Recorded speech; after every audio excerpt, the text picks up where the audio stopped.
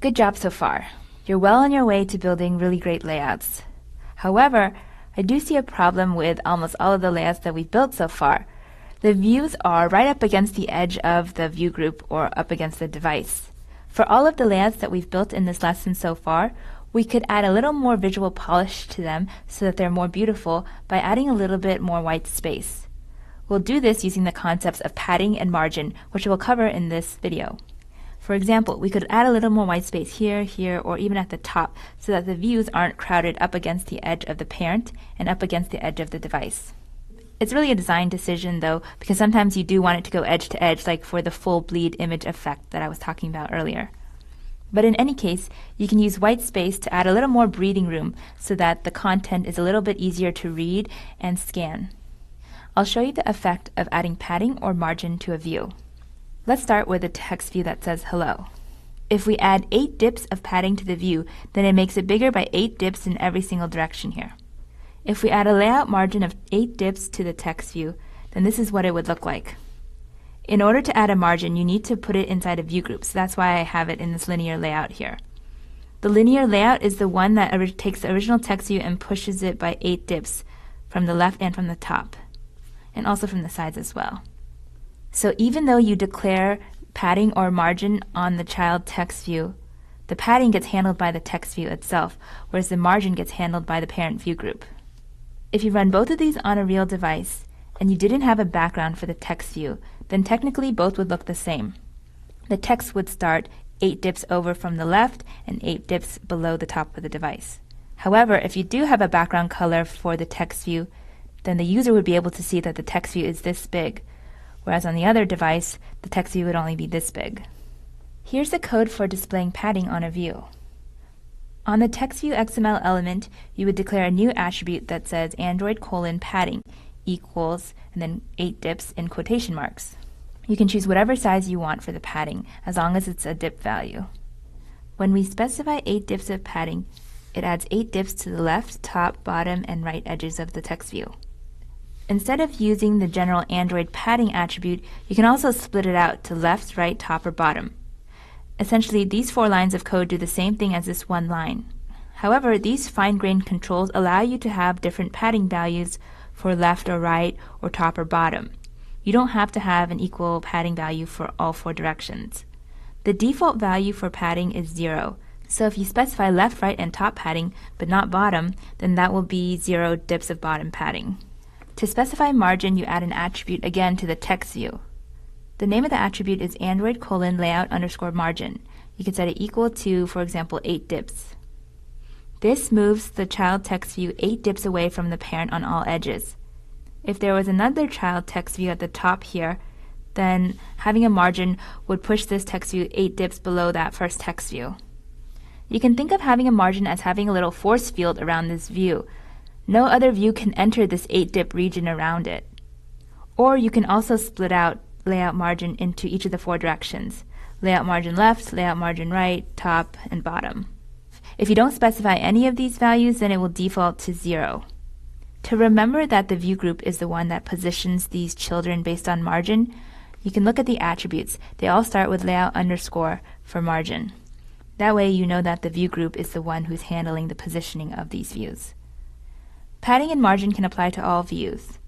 Let's put the attributes we just learned about into practice. Here I have 3 text views in a linear layout. They're all squished up against the left edge of the screen, so I want to add a little more space. Let's start by trying to add some margin. Cool, now there's more space around this text view. I'll do the same for the other 2 text views. Interesting, so this is 16 dips up here, but this is actually 32 dips because it's getting 8 dips of bottom margin from the first text view and 8 dips of top margin from the second text view. If we want the spacing to be consistent, so it's always 16 dips in between each view, then we have to change the margin here. I can break it out into individual margin values. With this code, I have a left margin of 16 dips and a top margin of 16 dips. There's no bottom margin from this first text view, so this space in between is now correct at 16 dips. The same will go for the last text view. Cool, now all the vertical spacing is equal. Earlier when I said we're adding white spaces to the edges of these views, technically that space is transparent. You can see through it to what's behind it. In this case, we have a gray background on the view group. Now the layout would look the same on the device whether we use margin or padding, because in this case we have no background color on the text view. Let's add it and see where the bounds of each view are. Okay, now there's a background color on this first text view. When we added the left and top margin, we see that the view group just pushes the text view over by 8 and down by 8. We can change this to padding, and now we see that the text view is larger and takes up that 8 dips of space on the left and top. So visually, things would look different on the device whether you have padding or margin if there is a background color on this text view. We can do the same for the other views so you see that as well. Adding padding and margin values isn't just restricted to these children views. You can also add it on the view group. If I add a padding value for the linear layout, then you can see that it shifts the views over by 16 dips in all directions. I mentioned that you could set any value for padding or margin. But how do you know which value to pick? Well, the material design guidelines recommend that you use increments of 8 dips. This is a little bit more advanced knowledge, but essentially we want our components to line up on the screen along this 8-dip square grid. Now the squares don't actually show up on the screen, but if you want to position text here, you might want to move it over like 2 squares to the left.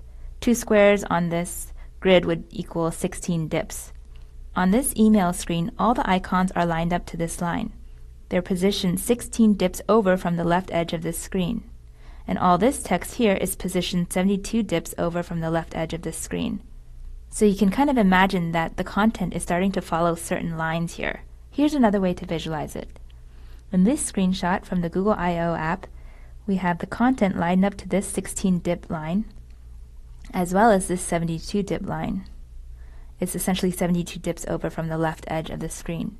And on this edge, the content stops 16 dips before the right edge of the screen. On the tablet, you have more screen real estate, so you can have a little more padding. You can be 24 dips over from the left edge of the screen, and so on for the other values. The reason we recommend these values is to make your content easier to read.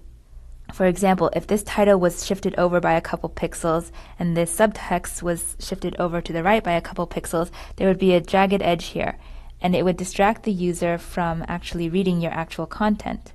So by lining everything up, it makes your app easier to read and use. Here are a couple of real-life examples of using padding and margin. In this Google Calendar app screenshot, we see some text here that's shifted over by a little bit here. There's also a little bit of space between these calendar events.